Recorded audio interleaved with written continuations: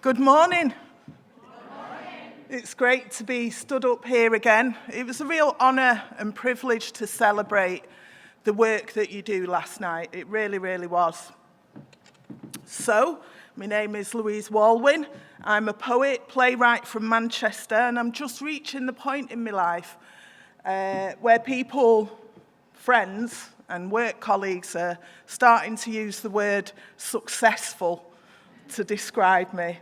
And talking with Astronaut last night, you know, we both have this thing about, because Astronaut was getting rightly loads of praise last night, and they were asking me about, you know, how I cope with praise. And I was just honest. I said, I don't really. I just get really embarrassed. You know, I find praise really difficult, and maybe the answer to that is in what I'm about to say to you. So firstly, I want to thank you for allowing me to speak to you. I want to take a moment to applaud you. Social workers, residential social workers, youth workers, ologists, therapists, you know, you're all guardians of the vulnerable. The people who try their best to keep the ship of family afloat. People who've dedicated their lives and careers to reach out to others, throwing out a lifeline when the storms rage up and it looks like that ship is going to sink with no survivors, or that ship has lost its way in the dark. It's you that often either have to dive right into those terrifying tides to search the coastline for signs of life. You are often the lighthouse that people need to steer them clear from the rocks. You do this often with absolutely no thanks at all. You do it in a climate of fear. You do it in a time of so much scaremongering about your profession in the press. It's often you that have to take the fall when things go badly wrong.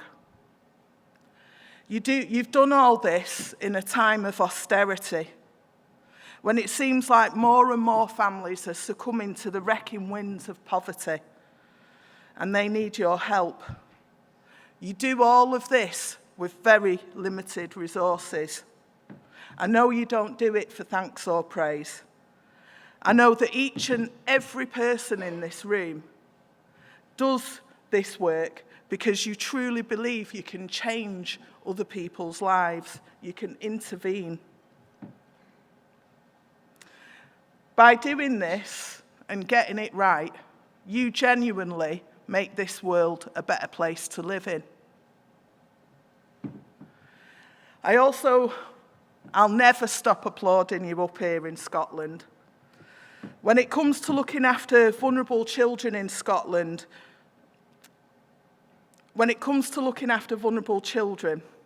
Scotland has always innovated. I did a project at Battersea Arts Centre in London about Jeannie Nassau Senior, who was the first woman civil servant. She was commissioned to write a report about the effects of poor schools on young girls. And part of her research took place in Scotland. Basically, from what I could surmise, Scotland invented the modern form of fostering under the boarding out system.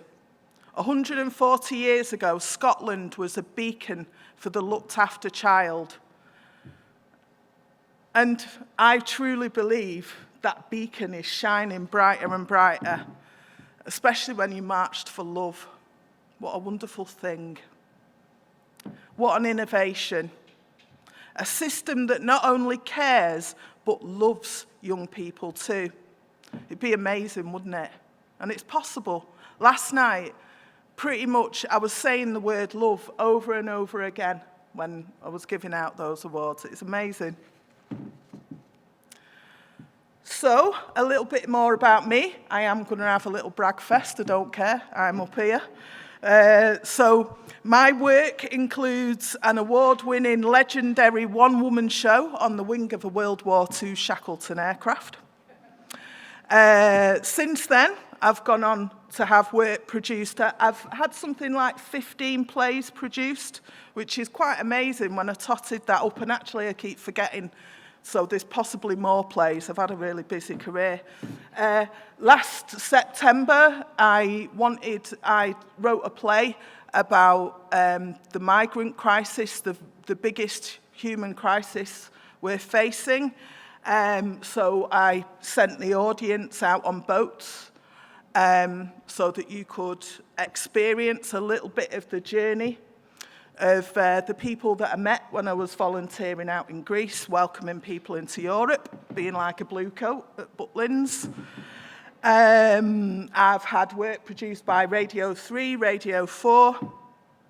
The Island, the Sea, the Volunteer, the Refugee was Pick of the Year, BBC Pick of the Year. Still buzzing about that. I work locally and internationally, deploying my skills as a poet to connect people to their voices. International residencies include being poet in residence of Queensland and writer in residence at the University of Manitoba in Winnipeg, Canada, which was brilliant because I was there at the time that the Truth and Reconciliation Commission was coming to its end, so I got to meet all the people involved in that and really learn from that, and I come back thinking, yeah, that's what we need here, a Truth and Reconciliation Commission into the whole system. My much acclaimed one-woman show, Glue, was broadcast on BBC Radio 4, and yeah, I've got a great career. When I launched the Book of Glue in Hull at the City of Culture, I blew up my social services file on stage. You'll see why in a minute. It's a great image of me blowing up my social services file. It's the happiest you'll ever see me. I'm really glad it was captured. I have a degree in politics and history. At the time I went to university, I was only something like 1% of care experienced people to get a degree. I did that with no help. I did that when I asked for help. I was told that the university wouldn't help me with funds because basically I was a lesbian and they didn't support pretended family relationships. And that was Clause 28 for you,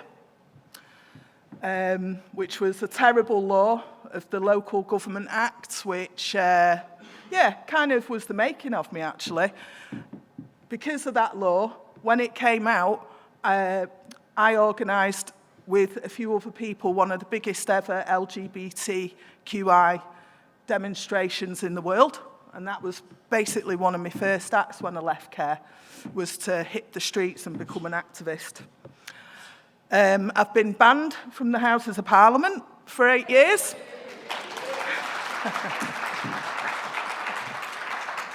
They let me back in last year, it was really funny. Last June, it came out that I was appointed as a member of the most excellent order of the British Empire in the Queen's Birthday Honours. I was given a medal at Buckingham Palace by Prince Charles. I never saw that coming. The royal family Instagrammed me, never saw that coming either. But more importantly, in the Instagram, they mentioned my journey of growing up in care. And that felt more important than anything, that journey had been recognised. I tell you what, it was a difficult decision to accept that honour, though. What with Windrush and 150,000 children living in bed and breakfast, it was tough, but my wise owls, the people who I have around me, all kept, when I rang them up, the letter said, don't tell anybody, and I was straight on the phone. And I haven't got any family, what can I do? Do you know what I mean? So they all mentioned, it was actually 2 words. It was 2 words that they mentioned, care leavers and refugees. And for me, those two words kind of go hand in hand. I had a childhood experiencing displacement, and that's why I care so much about refugees. So then it was a case of, well, what can I do with this honour that can continue to help people? So that's why I accepted it. Visibility is important, and we need more of this, don't we? We need more success stories out of the system. So that's all the brag fest out of the way, and I'm not embarrassed. Here's, I think, what truly qualifies me to stand here in front of you.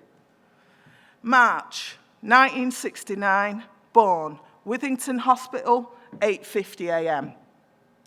29th of April to 3rd of August 1969, placed in private foster care. 3rd of August, transferred to adoption nursery. 3rd of August, placed for fostering with a view to adoption, awaiting satisfactory medical report. Next 9 months in hospital. Born, transferred, placed, returned, discharged. 2nd of June 1970, adoption order granted at Manchester County Court. 25th of December 1979, adoption breakdown, admitted to Francis Court. 4th of January 1980, returned to adoptive family. Born, transferred, placed, returned, discharged. 11th of February 1980, readmitted into care. 27th of February 1981, transferred to Glendine Assessment Unit, Manchester Local Authority. May 1981, admitted to Wingate. June 1981, admitted to Mount Carmel.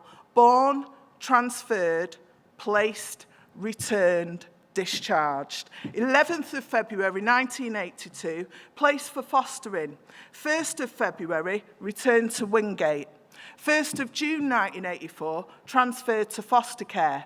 17th of October 1985, admitted to care. Born, transferred, placed, returned, discharged. 25th of February 1986, transferred to Darley Hostel. 3rd of January 1987, discharged from care. There are other letters that I could put alongside my name, alongside the MBE. I stand here in front of you as someone who has complex PTSD. What I've just read to you is the abridged version of my file. I was put up for adoption by my Irish mother in 1969.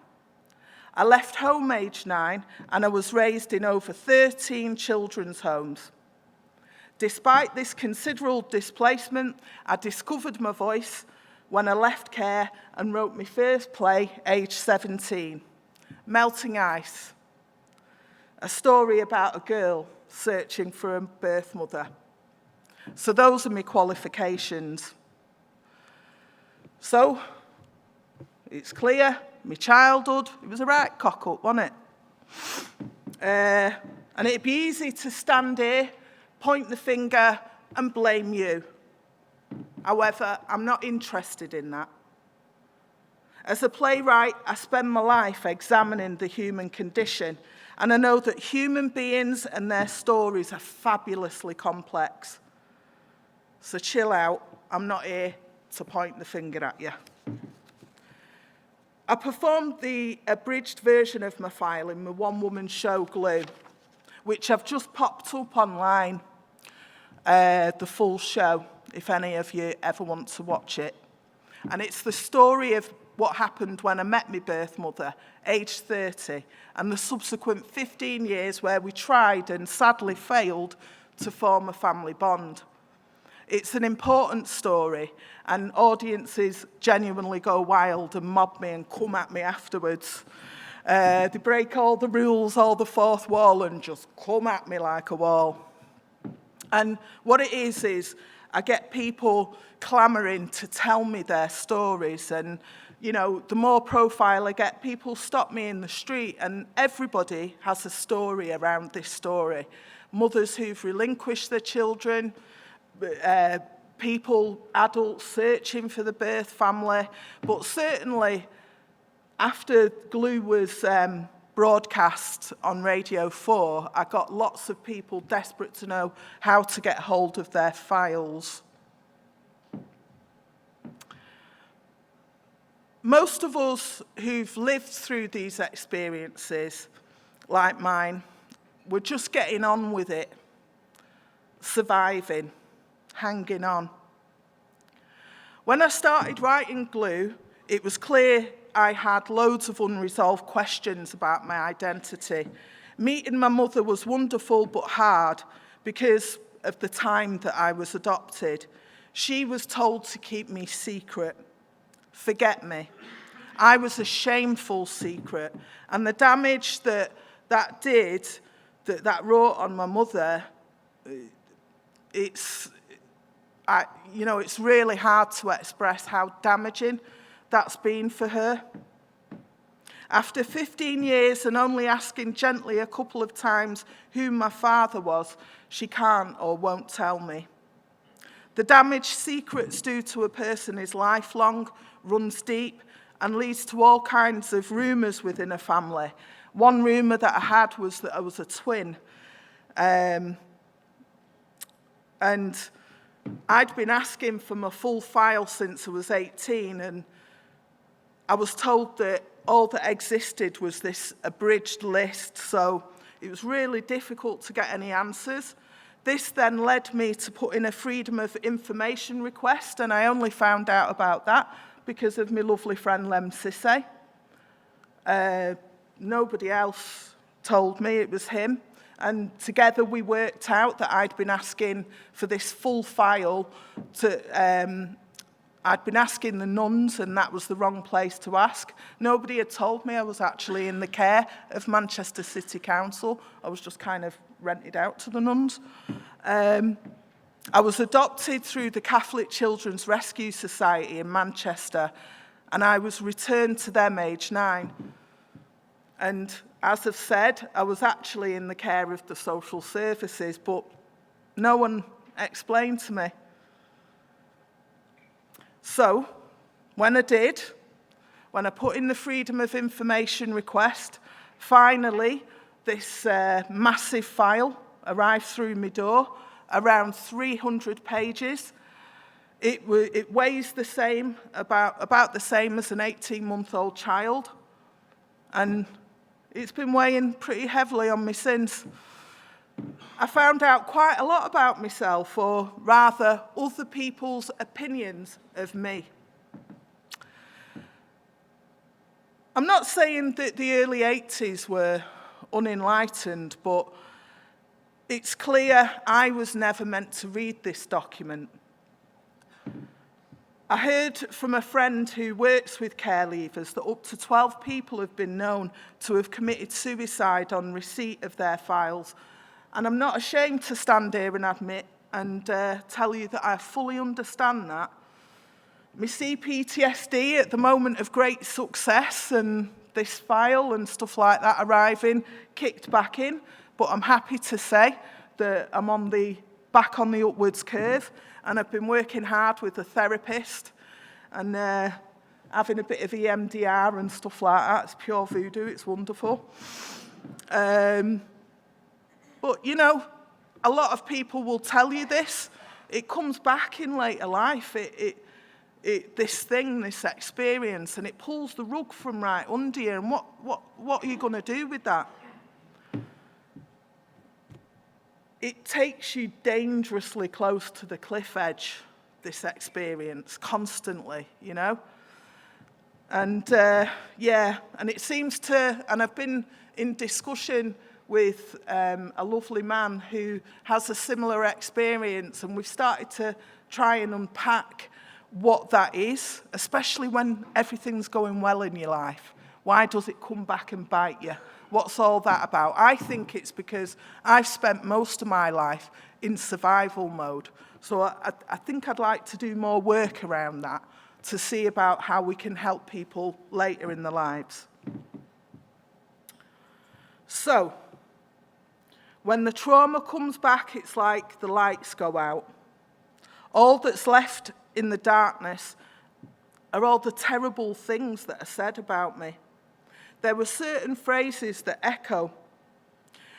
I'd forgotten just how desperate I was for love and connection. I've grown up without the privilege and security of a family. I'm a stranger everywhere. In every conversation, in every room, I am a stranger. I'm made of strong stuff, and I give off the appearance of being a well-hard Mancunian. It's not true, really, it's a mask. I'm lucky that I'm a writer. Using my file to write my first poetry collection, writing helped me filter the experience, but it also made me confront it. It helps me understand and accept the way things are. Writing also helps me to pinpoint exactly how I want to change this world. One of the things I'd like you to consider today is how you can change the way you write about us. I think it'd be really great, personally, and I'm not just trying to get myself work here, but I think it'd be great if all social workers and residential social workers did a course in creative writing. You know, there are ways, there are techniques. I can make anybody write. That's one of my skills, you know. And I think getting poets, getting the artists involved in your training would be really, really good. It's important because it's clear that we, the people with the experience, we're going to read this document one day.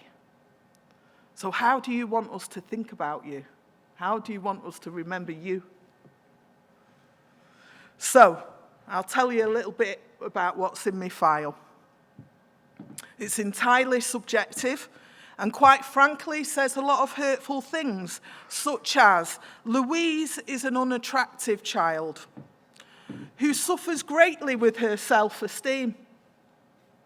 Because of her unattractive appearance, she has low self-image. We are trying to help her believe she is not alone in her peculiarities. I can laugh, you can laugh. It's kind of funny, it's ironic. Louise imagines she has lots of friends. A residential social worker who also happened to be a nun writes, Louise has ideas above her station. She fantasises about being an actor or a famous writer.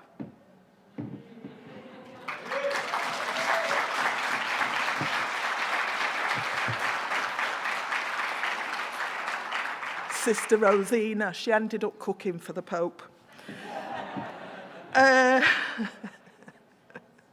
The tone of it all was that I should know my place, which at that time, I was definitely not expected to be anything. It was a time when to be known as someone who'd grown up in care was a bar to work. I went for several job interviews, and when I told them I was in care, I was immediately asked about what I'd done wrong. It was different times, I know, but I wonder whether this still happens. So, why do I go into care? As I've explained, my Irish mother came to England, got pregnant with me, I think it happened in Wales, and couldn't find anywhere to live. She was encouraged to give me up by a sister at the hospital who put her in touch with the Catholic Rescue. She handed me over at birth, and my file says reluctantly. Unfortunately, I was handed over to a woman who was herself grieving. My adopted mother had lost a child who was born on the same day as me. This was 1969, 3 years before the Adoption Act, which would have required my adopted family to wait 2 years before they could even apply for adoption. My adopted mother had 4 children of her own. I was to be the baby of the family. a girl to replace the one she'd lost. My file is full of the phrase written by social workers, which is repeated basically constantly through the file, that with the benefit of hindsight, this family should never have been allowed to adopt. As I was adopted, there is a 9-year gap in the narrative. No social workers visited. I was handed over to these people. And that was that. My file picks up my story, age 9, on New Year's Eve. It's called The Crisis Day by the social worker. She describes how I've become the family scapegoat. She describes how since my adopted father left home, I'd been subjected to daily beatings. She describes me as a wretched child.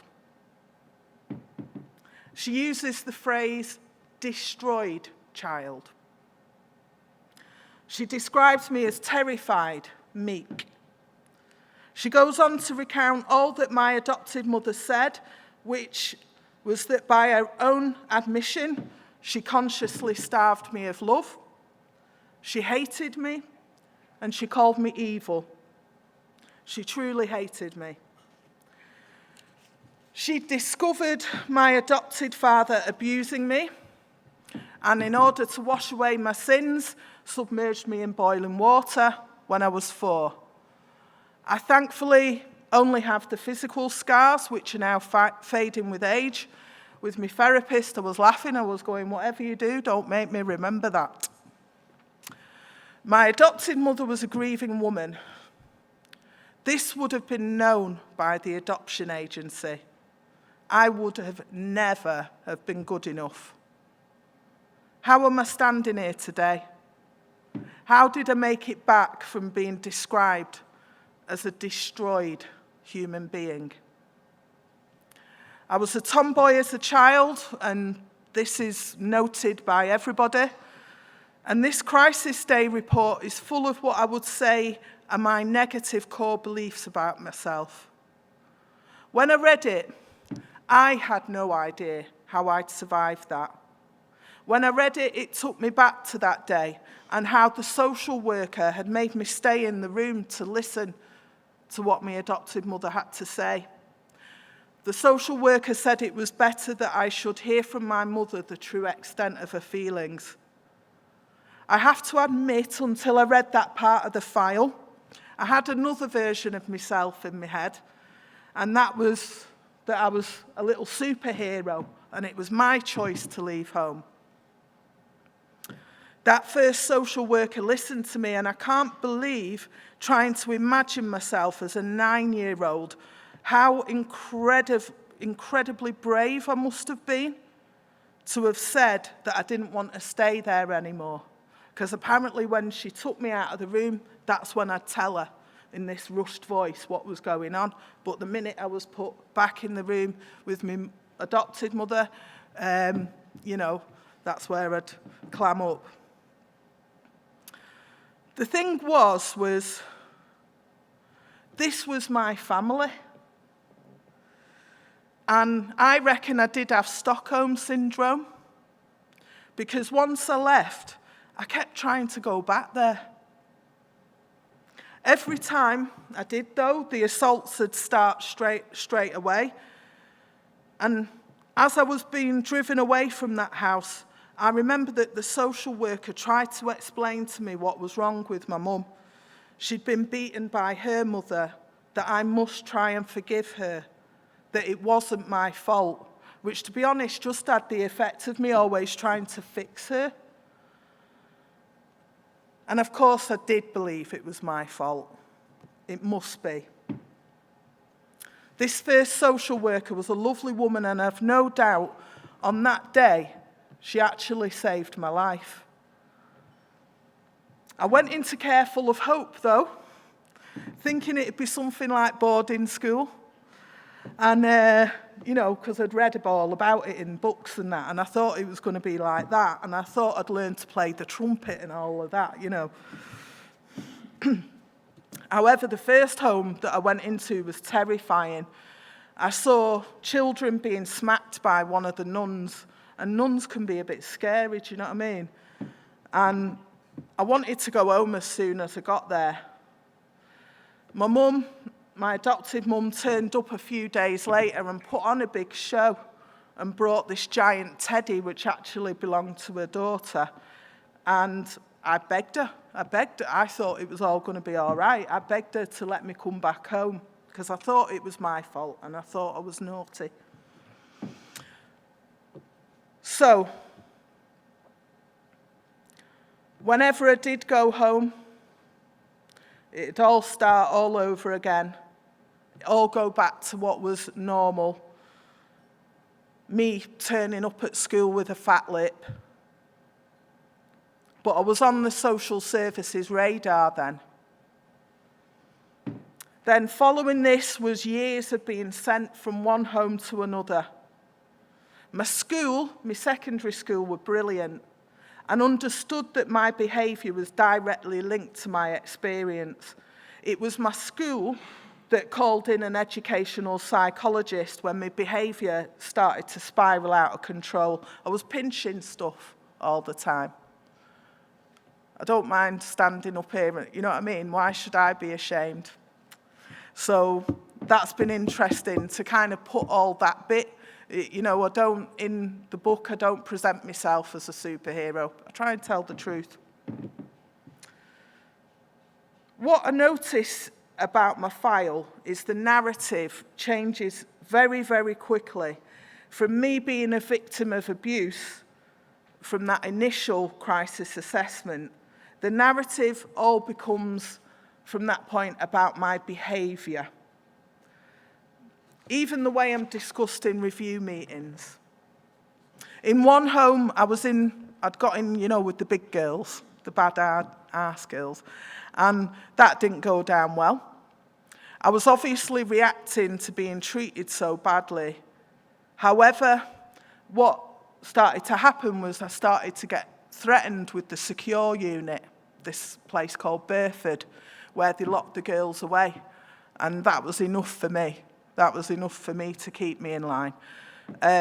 Also, my social worker at the time said that she was in total agreement that I should go home to this woman. I know it's difficult for that social worker. She had to balance what I wanted and my needs with, you know, my rights and all of that. But being sent back to my abuser was seen as a convenient way to contain me, to get my behaviour into line.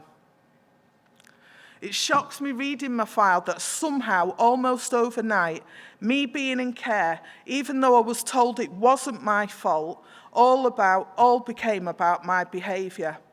When I entered care and through reading the report from the educational psychologist, I could barely speak.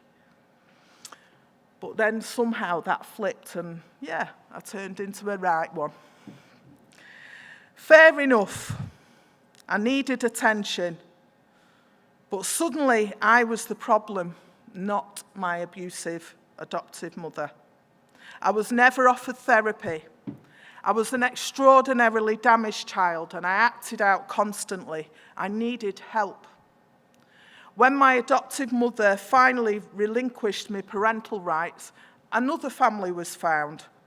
However, it turned out they were also grieving the loss of a baby. They were lovely people, but I can't believe I was put in the same position as I was with my adoptive family. It didn't work out. My foster parents described me as having a wall around me. And as one social worker put it, they expected too much of me, so I was shipped back to care. I was fostered out to my adopted father's sister at one point. I was then abused by my uncle. After an NSPCC investigation, I didn't want to press charges against him because I loved my auntie so much. My social worker wrote that it was best if I just forgot all about it. I only found out last year that I might be entitled to criminal injuries compensation. Nobody's ever told me that. Nobody's ever told me that that abuse was criminal, that these were crimes committed against me. There's much that isn't written in my file, only alluded to, such as the fact that I was groomed by those kind of men that used to hang outside children's homes. The only mention of that in the file that I was sexually precocious. It was again my school that came to the rescue when I started to talk about wanting to kill myself aged 12. Although nothing was ever acted upon, the therapy didn't happen. So loads went on, not all of it negative. I realised that you don't have eyes in the back of your heads. You're not psychic tea leaf readers, and from what I've seen from my file, my social workers were really, really torn between my rights and wants. It was different times, and I hope that if a child now went through half of what I went through, that a lot more support would be put in place for the child. I'll spare you all the other details. There's loads of it. I do want to talk about the positive stuff. When I was taken out by social workers every fortnight, oh, I loved them. I loved that time. It was really special, you know, when your social worker comes to pick you up in the car. And my social worker looked a bit like Christine Cagney from Cagney and Lacey, and take me to restaurants. Those trips out were respite. There was a point at which this particular social worker actually asked me what I wanted to do. I wanted to do drama. My social worker arranged for drama lessons and got me a budget to do so. I've only just found out that she actually paid for those drama lessons out of her own pocket. When I heard about auditions in London for a role in Annie, a role I absolutely felt suited for, I was given the choice of spending my clothing allowance on the train fare to London, or my clothing allowance on the train fare to London, and unfortunately I got a bit scared and went shopping instead. This was also a time when some of the nuns were doing a really great job, taking me camping, canoeing, sparking my love of nature. And I think the thing that they've massively taught me is compassion.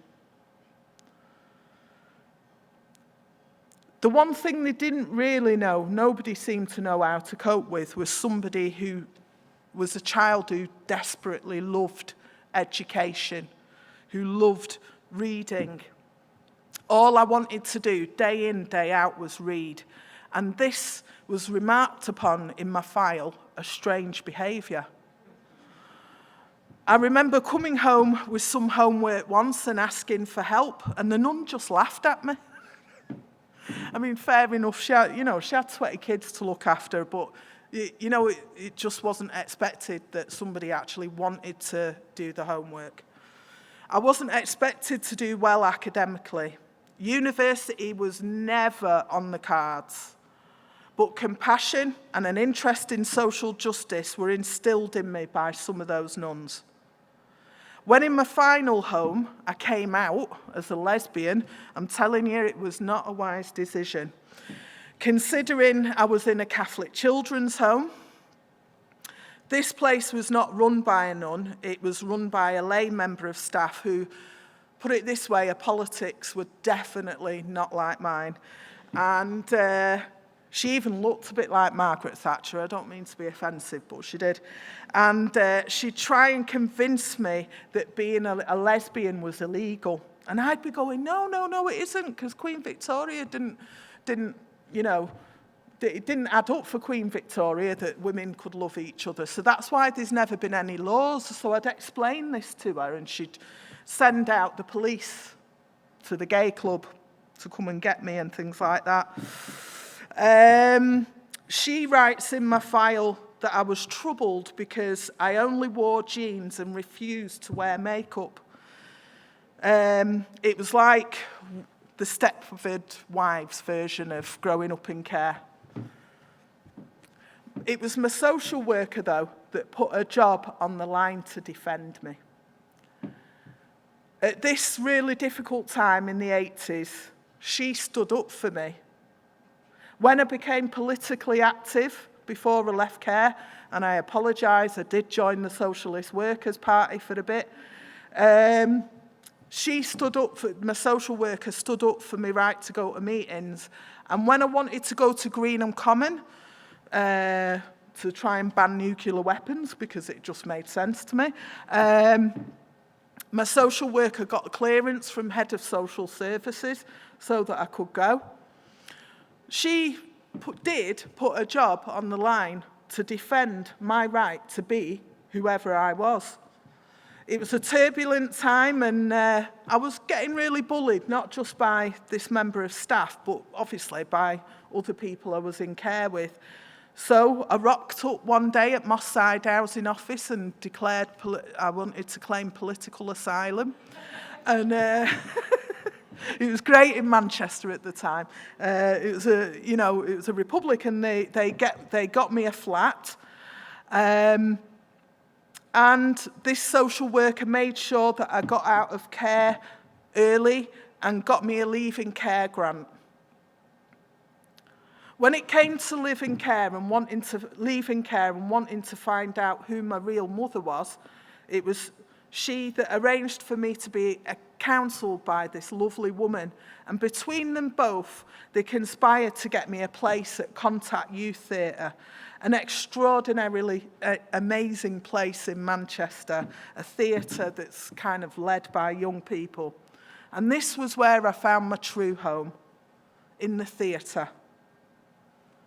It was there I met a youth theatre director, a man called Lawrence Till, who said to me, "Louise, you should write a play. You've got a story to tell." And me being me, swore at him and told him he was mad. And but it was that Christmas, my first Christmas out of care, and all I had was a food hamper delivered by some lads from the Naughty Boys home. And a light went on. I saw the road ahead light up.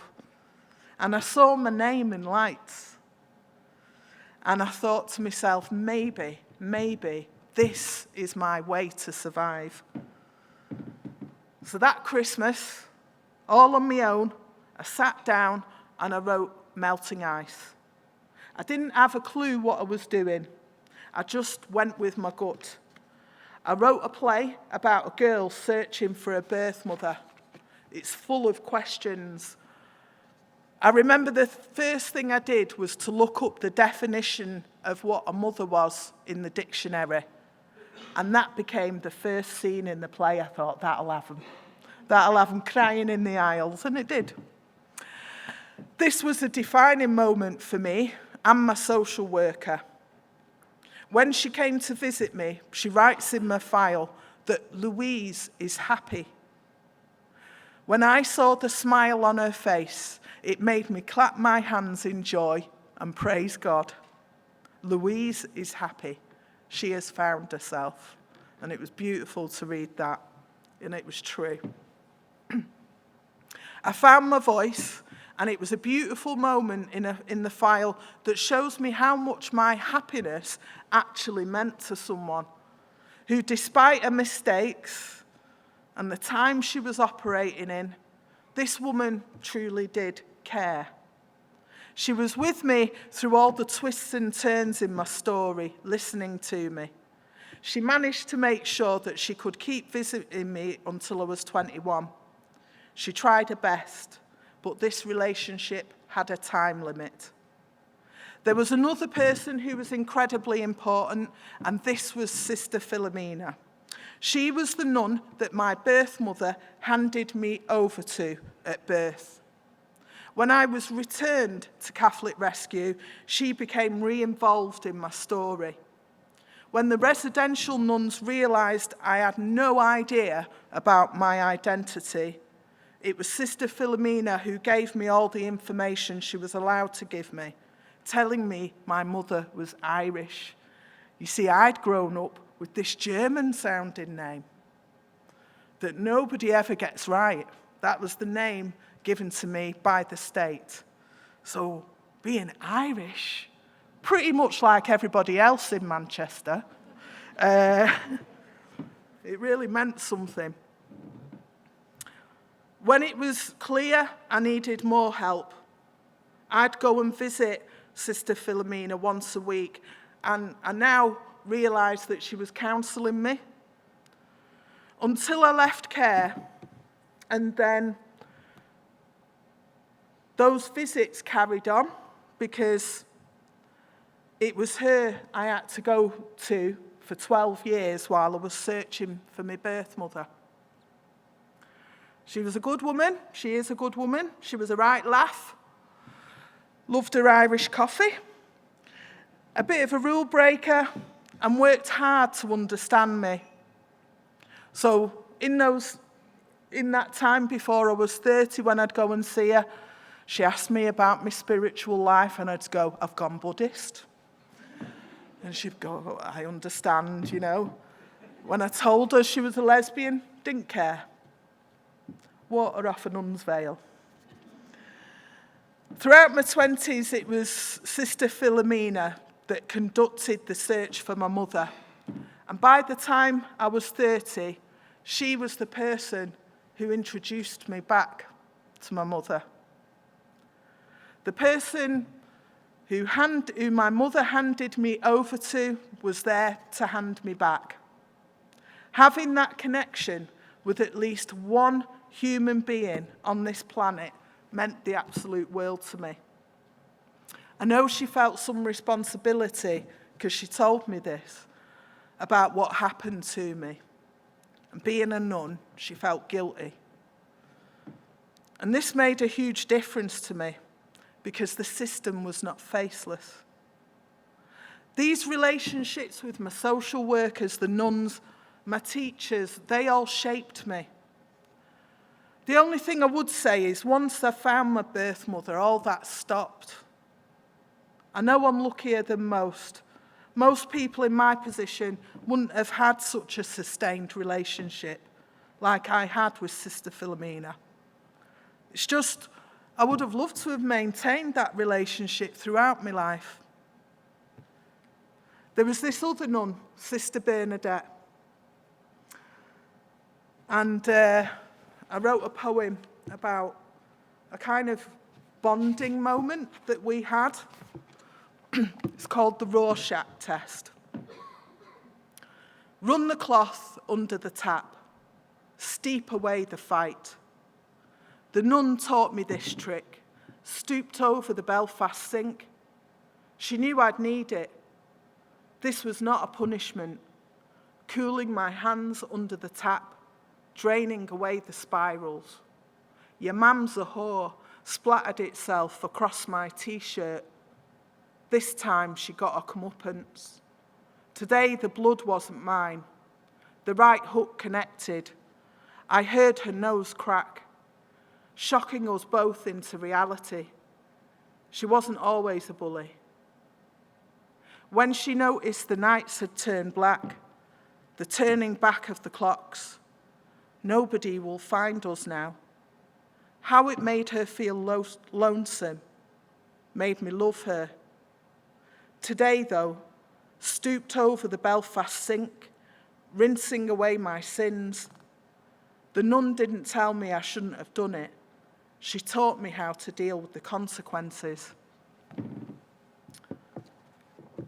So, many years later, around 2002, I'm walking up Market Street with my assistant, Sean, and we're travelling back from a workshop in Burnley.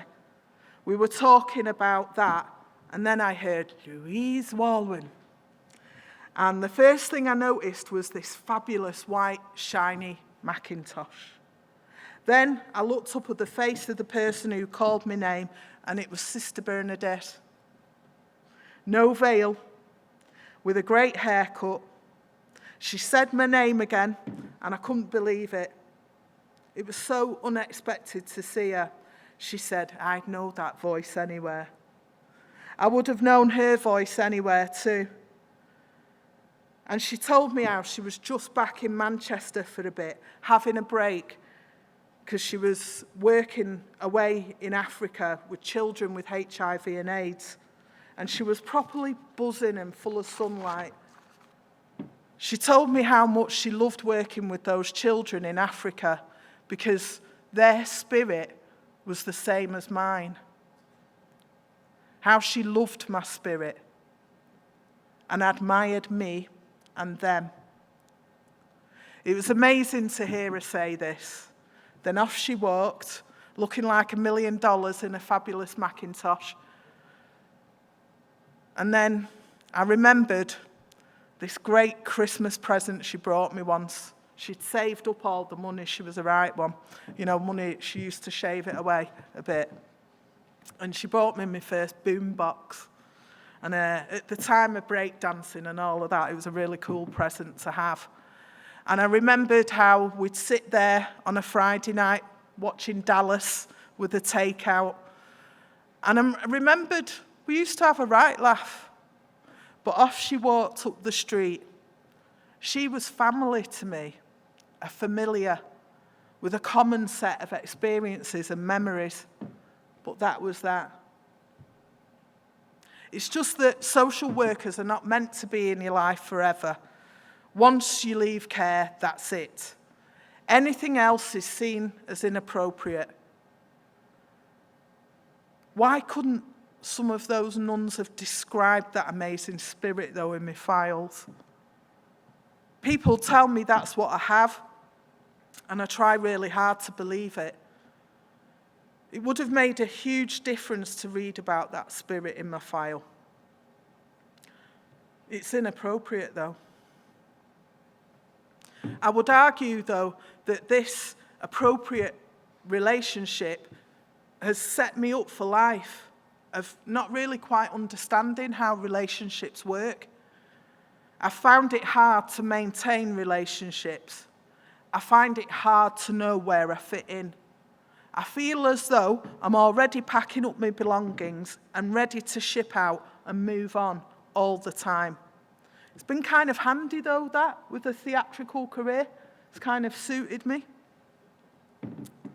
All relationships were conditional in some way when I was growing up. They all had a time limit. Professional boundaries or professional borders placed between child and social worker are impassable. It creates a sense of them and us. To be part of the us and not be in the them in conversation. It's confusing. I truly believed I received a form of love from the nuns. They acted out love, but I was not supposed to love them back. It's inappropriate. When I wrote Glue, that came up massively. I realised how much I missed these people, missed those nuns, missed my social worker, but that relationship had a time limit. I very much wanted to be able to, when all the successful things started to happen, I wanted to be able to share all my great news with somebody, with these nuns, all my achievements, like when I got my degree and stuff. But it was not allowed. It wouldn't be appropriate. There is a professional boundary and border between us. We are not family, we are familiar. So, how did I make it here? Sheer determination with a fuel of an identity quest. But I also acknowledge that although my childhood was actually a disaster, and I've had to battle through it and accept the consequences on my mental health, self-esteem, they're lifelong battles. It's always going to be something I'm going to have to work at. I had to wait until I was 45 to get a diagnosis of CPTSD. It's partly my own fault, partly because Once I left care, I wasn't going anywhere near any workers, not for love nor money. But, I needed help, but I wouldn't ask for help. Too much pride. There are loads of adults like me who've suffered terrible childhood experiences, who refuse to trust anyone. When I had my first round of treatment, though, it was life-changing. It was amazing. I started to feel human and equal for the first time. It was amazing.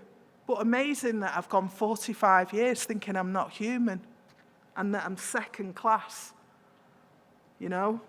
That's what it does to you. And the way a person isolates themselves to protect themselves, and I think it builds up and builds up until it becomes a real problem in later age. We're so brilliant at hiding our problems. Everybody is anyway. But when you're a care leaver, you're putting mask upon mask, and you're protecting yourself, how you present yourself to the world. There's a lot going on for us before we even leave our houses, So I'd like to see, and I'd like some consideration of that. I'd like you to come up with a way that the older care experience can be equally looked after in this society. But I guess it comes with, not many of us are talking about it still. So it comes with knowledge, I suppose. But it's what you do with that knowledge and how you can keep innovating. I was asked to sort of come up with a vision of the future. There's a couple of things. So I've talked a lot about the care experience person. But what about those parents who relinquish their children? It seems to me that very little goes on to help them, support them. So I'd like to see more work on that. And then there's the language you use. So I've suggested call in the poets. That's what we're here for. We can help you. We can help you become writers because you obviously need those skills. But I'd like to see the children themselves write their own files. You fill in the facts and things like that, but the whole narrative should be driven by the person experiencing this thing. Wouldn't that be wonderful? And wouldn't it be wonderful if they wrote reports about you? Not to judge you, but to sort of talk about that relationship, about what you mean to them. Because certainly listening to some of the young people who nominated people for awards last night, there is so much love and respect. And as somebody said to me yesterday, you, as a group of people, don't get enough of that. Nobody ever says anything positive about you and the work that you do. So wouldn't it be wonderful if the young people themselves could write you a review? And they lead the review meetings. I don't know what it's like now, but I used to have to rock up and there'd be 15 adults being raised by committee. It's no wonder I'm confused. So think about that. How can you kind of flip the script in what you do and how you write about us, and how important is that person that you're helping in their own story, if that makes sense. So do something about that, people. This afternoon, it'd be great. So, the thing is I realise that there comes a point where care does have to end, and we have to learn to stand on our own 2 feet. Apparently, my experience of clinging to the cliff edge is similar to lots of people's stories. As it's got older, as I've got older, it's clear and obvious that the damage was going to hit me full force at some point, because I'm no longer in survival mode. What can we do about that? How can we understand that? How can we stop a young person ever having to be in survival mode? It's been necessary, and it's led me to do brilliant things in my life, and it's resilience and things, but is it necessary? Why should it be necessary? A person should go through life knowing that they'll not be alone. They'll not have to survive on their own. They'll not have to deal with the memories on their own. If this is a common experience, and I know that it is, when I talk about my story and people come and tell me that's exactly what I feel like and stuff, then we have to act upon this. We really do. But at the same time, as all the darkness and all the difficult stuff, it's also important to remember those lighthouses that were in my life. A few good people that, although they were fabulously flawed, at some point they did stick by me. They did try and help me get the best outcomes. But again, how could this be a lifelong service? So that we can forever say that social workers are the lighthouses in a sea of chaos. Thank you.